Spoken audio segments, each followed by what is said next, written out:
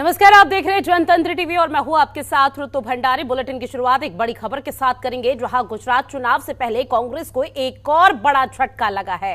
हार्दिक पटेल के कांग्रेस से इस्तीफा दे दिया है। हार्दिक पटेल ने ट्वीट कर इस्तीफे का ऐलान किया। लंबे समय से हार्दिक पटेल कांग्रेस के नेतृत्व से नाराज चल रहे थे, जहां अपने ट्वीट कर ऐलान किया है कि आज मैं हिम्मत कर कांग्रेस पार्टी से इस्तीफा दे रहा हूं। मेरे इस निर्णय का स्वागत गुजरात की जनता भी करेगी। भविष्य में गुजरात के लिए सकारात्मक रूप से कार्य कर पाऊंगा। तो हार्दिक पटेल ने कांग्रेस से इस्तीफा दे दिया है। एक तरफ कांग्रेस का चिंतन मंथन का जो दौर था वो लगातार जारी था कि किस तरह से आने वाले विधानसभा जो उपचुनाव है उसमें अपनी पकड़ मजबूत यहां पर की जाए, तो वहीं दूसरी तरफ लगातार इस्तीफे का दौर जारी है और अब कांग्रेस को एक और झटका चुनाव से पहले लगता हुआ नजर आया, जहां हार्दिक पटेल ने कांग्रेस से इस्तीफा दे दिया और अपने ट्वीट में लिखा कि आज मैं हिम्मत कर कांग्रेस पार्टी के पद और पार्टी की प्राथमिक सदस्यता से इस्तीफा देता हूं। मुझे विश्वास है कि मेरे इस निर्णय का स्वागत मेरा हर साथी और गुजरात की जनता करेगी। मैं मानता हूं कि मेरे इस कदम के बाद मैं भविष्य में गुजरात के लिए सच में सकारात्मक रूप से कार्य कर पाऊंगा। हालांकि कई तरह की खबरें भी सामने आ रही थी, जिसमें यह कहा जा रहा था कि हार्दिक पटेल लंबे समय से कांग्रेस से नाराज चल रहे हैं और ऐसे में गुजरात से बड़ी खबर, जो हार्दिक पटेल ने अब कांग्रेस से इस्तीफा दे दिया है और खुद ट्वीट कर इस इस्तीफे का ऐलान हार्दिक पटेल की तरफ से किया गया है। और ऐसे में कांग्रेस नेतृत्व पर कई गंभीर आरोप भी यहां पर हार्दिक पटेल की तरफ से लगाए गए हैं। ज्यादा जानकारी के साथ ममता चतुर्वेदी हमारे साथ संवाददाता लाइव जुड़ गए हैं। ममता, एक और बड़ा झटका चुनाव से पहले कांग्रेस को, अभी फिलहाल हार्दिक पटेल ने इस्तीफा दे दिया, किस तरह की हलचल कांग्रेस में फिलहाल देखी जा रही है?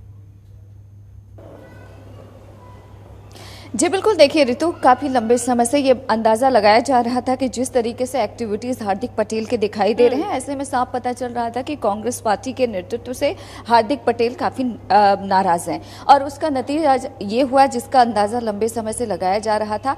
अब हार्दिक पटेल ने इस्तीफा दे दिया है। बाकायदा उन्होंने ट्वीट किया है, 2 पन्नों की एक चिट्ठी भी सोनिया गांधी को लिखी है, जिसमें ट्वीट करते हुए हार्दिक पटेल ने कहा है कि मैं बहुत मुश्किल के साथ पार्टी से इस्तीफा दे रहा हूँ और मैं ये उम्मीद करता हूं कि गुजरात की जनता बाकायदा समझेगी कि आखिरकार किस वजह से उन्होंने इस्तीफा दिया। साथ ही उन्होंने ये भी कहा है कि अब मैं बेहतर तरीके से, सकारात्मक तरीके से गुजरात में काम कर पाऊंगा। यानी कि लंबे समय से संशय की स्थिति में हार्दिक पटेल थे, जिसका अंदाजा लगाया जा सकता था। उन्होंने बाकायदा 2 पन्नों की जो चिट्ठी कांग्रेस की राष्ट्रीय अध्यक्ष सोनिया गांधी को लिखी है, उसमें इस बात का जिक्र किया है और साफ तौर पर अपने ट्वीट में यह भी कहा है कि सकारात्मक तौर से वो अब काम कर पाएंगे। यानी कि कहीं ना कहीं बंदिशें थी जिसको लेकर हार्दिक पटेल लंबे समय से परेशान थे और उपापोह की स्थिति में थे कि वो कांग्रेस में बने रहें या फिर छोड़कर चले जाएं, क्योंकि देखा जाए तो पाटीदार समाज में बहुत अच्छा प्रभाव रखते हैं हार्दिक पटेल और यही वजह है कि वो पहले स्वतंत्र तौर पर थे, फिर कांग्रेस पार्टी में शामिल हुए और अब ऐसा कहा जा रहा है कि कुछ और पार्टियों से नजदीकी है हार्दिक पटेल का और इसी वजह से उन्होंने कांग्रेस पार्टी से इस्तीफा दिया है। लेकिन जिस तरीके से कांग्रेस पार्टी से जो मजबूत नेता हैं लगातार दूर होते जा रहे हैं, कहीं ना कहीं पार्टी नेतृत्व पर भी यह सवाल उठता है, क्योंकि देखा जाए तो अभी हाल ही में 3 दिनों का चिंतन शिविर करके कांग्रेस पार्टी उदयपुर से दिल्ली लौटी है और दिल्ली आने के बाद कहा जा सकता है कि यह पहला झटका कांग्रेस पार्टी को लगा है कि उनके कद्दावर नेता गुजरात से हार्दिक पटेल ने इस्तीफा दे दिया है। हालांकि अभी तक कांग्रेस पार्टी से किसी ने इस पर कोई बयान नहीं दिया है, लेकिन सूत्रों की माने तो कांग्रेस का यही कहना है कि जिसको जाना है उसको कोई रोक नहीं सकता, लेकिन सत्ता के बिना रहना बहुत मुश्किल का काम है और हर किसी के बश की बात नहीं है कि बिना सत्ता के वो रह पाए, ये कहना है कांग्रेस पार्टी का। लेकिन जिस तरीके से हार्दिक पटेल ने अब इस्तीफा दे दिया है तो कहीं ना कहीं सवाल कांग्रेस नेतृत्व पर तो खड़ा होता ही है। वहीं दूसरी ओर अब देखना यही होगा कि सवाल यहाँ पर ममता खड़ा होता ही है, लेकिन इस बीच अगर देखा जाए तो लगातार देखा जा रहा है कि किस तरह से कांग्रेस में जो इस्तीफों का दौर था वो पिछले विधानसभा चुनाव से लगातार जारी था। ऐसे में कई दिग्गज ऐसे यहाँ पर सामने आए जो राहुल गांधी के करीबी थे और ऐसे में इस्तीफे यहाँ पर उनके सामने आए। लेकिन इस बीच अगर समझने की कोशिश करें, एक तरफ तो कांग्रेस का चिंतन शिविर यहाँ पर किया जा रहा है किस तरह से अपनी पार्टी को मजबूत किया जाए, अब हार्दिक पटेल का भी इस्तीफा और कई बड़े दिग्गज पहले इस्तीफा दे चुके हैं, तो कांग्रेस खुद यहां पर कमजोर होती हुई अब नजर आ रही है। जी बिल्कुल, कहीं ना कहीं कांग्रेस में कमजोरी साफ तौर पर देखी जा सकती है। जिस तरीके से उनके जो दिग्गज नेता थे और खासतौर पे राहुल गांधी के करीबी माने जाते थे, चाहे जितिन प्रसाद हो, चुनाव से पहले वो भारतीय जनता पार्टी में शामिल हो गए, आज वो यूपी सरकार में मंत्री हैं। ज्योतिरादित्य सिंधिया जो कभी राहुल गांधी के बेहद खास बताए जाते थे, वो भाजपा के साथ आ चुके हैं। तो लंबी फहरिस्त है जो नेता लगातार कांग्रेस पार्टी को छोड़कर भारतीय जनता पार्टी में शामिल होते जा रहे हैं। और हाल ही में आरपीएन सिंह जो पूर्वांचल के एक बड़े नेता माने जाते थे कांग्रेस पार्टी के, वो भी बीजेपी के साथ आ गए। तो कहीं ना कहीं बीजेपी को एक बड़ा झटका जरूर है। अब देखना यही होगा कि हार्दिक पटेल का अगला रात में आम आदमी पार्टी पूरी ताकत झोंक दी है, वही कहा जा रहा है भाजपा के साथ भी उनके अच्छे ताल्लुकात। देखना यही होगा क्या हार्दिक पटेल भाजपा का रुख करते हैं या फिर आम आदमी पार्टी के साथ जाते हैं। लेकिन जिस तरीके से कांग्रेस पार्टी के नेता कांग्रेस पार्टी को छोड़ते जा रहे हैं, ऐसे में कांग्रेस पार्टी को एक बड़ा झटका तो है ही। और दूसरी ओर कांग्रेस को विचार करने की भी ये जरूरत है कि आखिरकार ऐसे वजह क्या है जिसके चलते उनके जो नेता हैं वो कांग्रेस का हाथ छोड़कर दूसरी पार्टियों का रुख कर रहे हैं। जी बिल्कुल, हार्दिक पटेल की तरफ से ट्वीट कर तो यहाँ पर जनता के का समर्थन की बात भी यहाँ पर कह दी गई। लेकिन इस बीच गुजरात में अब चुनाव होने हैं आने वाले समय में, और ऐसे में हार्दिक पटेल ने अब इस्तीफा दिया, तो जाहिर सी बात है कि कांग्रेस को एक बड़ा झटका तो लगा ही है, चाहे कांग्रेस की तरफ से किसी भी तरह के यहाँ पर बयानबाजी सामने है। लेकिन ममता, समझने की बात यह है कि आज जिस तरह से ट्वीट किया और यहाँ पे जनता को भी बोला कि आने वाला जो भविष्य रहेगा वो सकारात्मक रहेगा और यहाँ पे ऊर्जा भरा रहेगा, तो क्या किसी भी तरह का संकेत आगे दूसरी पार्टी में जाने के किए हैं? बिल्कुल, देखिए आने वाले समय में गुजरात में विधानसभा चुनाव है और वहां पर भारतीय जनता पार्टी सत्ता में है। और दूसरी ओर अगर आम आदमी पार्टी की बात करें तो वो भी पूरी सक्रियता के साथ गुजरात में के चुनाव में उतर चुकी है। तो ऐसे में अब इंतजार करना होगा हार्दिक पटेल के अगले कदम का कि क्या वो बीजेपी के साथ जाएंगे या फिर आम आदमी पार्टी के साथ जाने वाले हैं।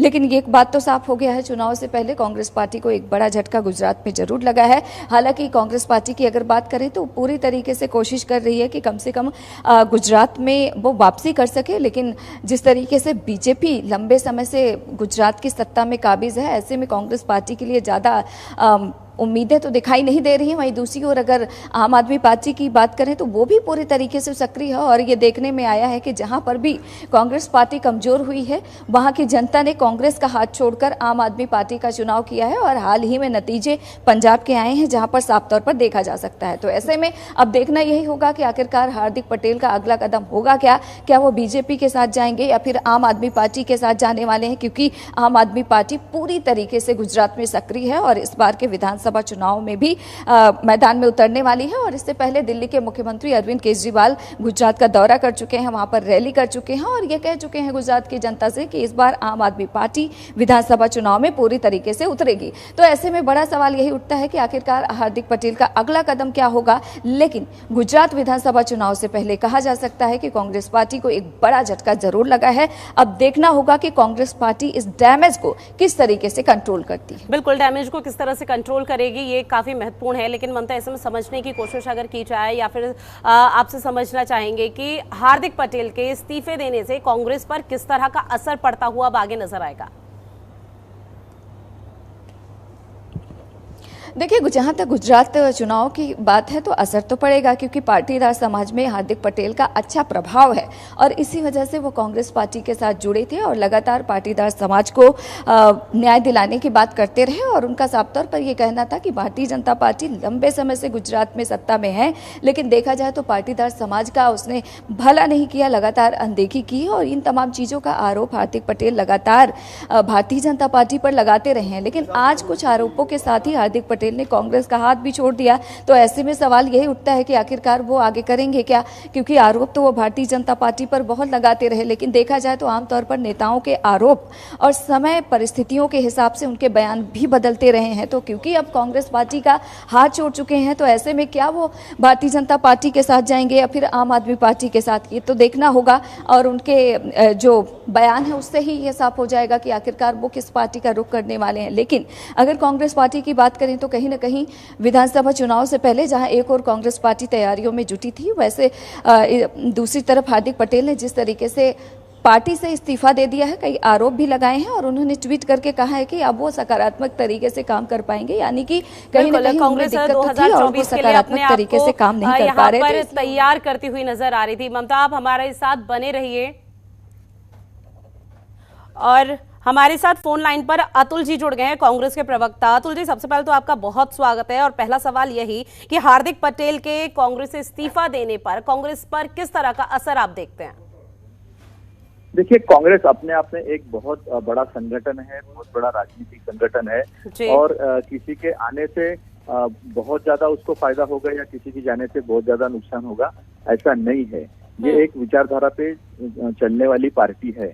अगर इस विचारधारा पे अगर किसी को विश्वास नहीं हो या किसी और कारणवश हार्दिक जी ने अगर पार्टी से इस्तीफा दिया हो, तो मुझे उसकी जानकारी नहीं है, लेकिन उन्होंने स्पष्ट करना चाहिए कि किस वजह से उन्होंने इस्तीफा दिया है।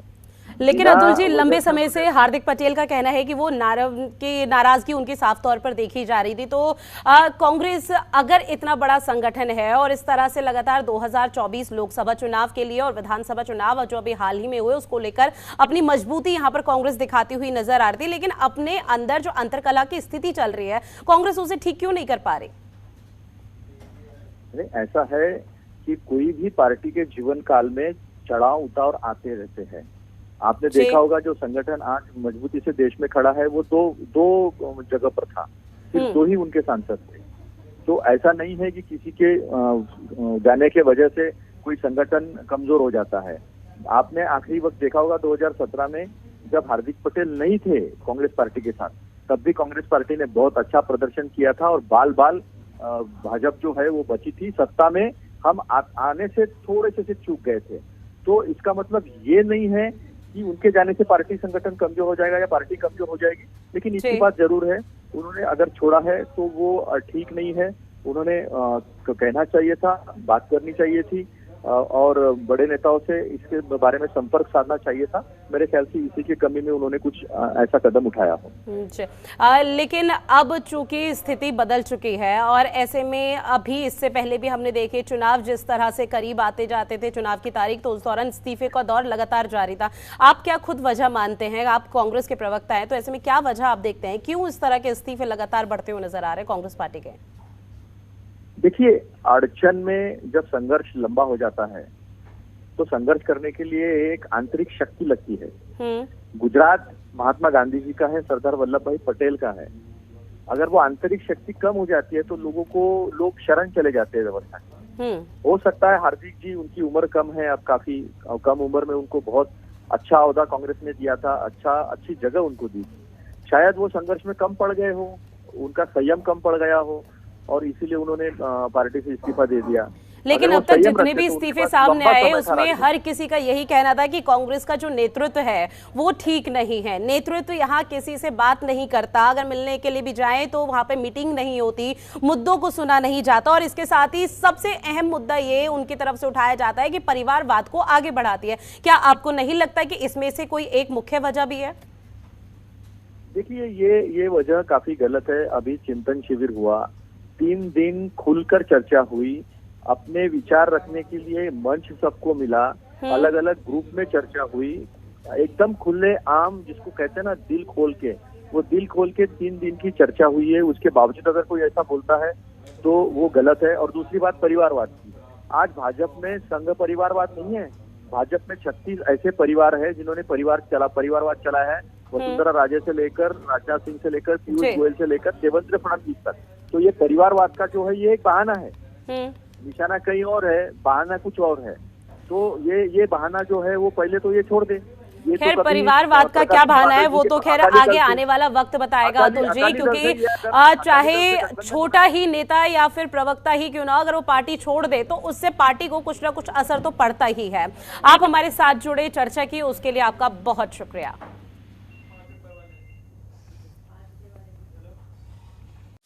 खबरों के निष्पक्ष विश्लेषण के लिए सब्सक्राइब करें Jantantra TV and press the bell icon. Never miss any update.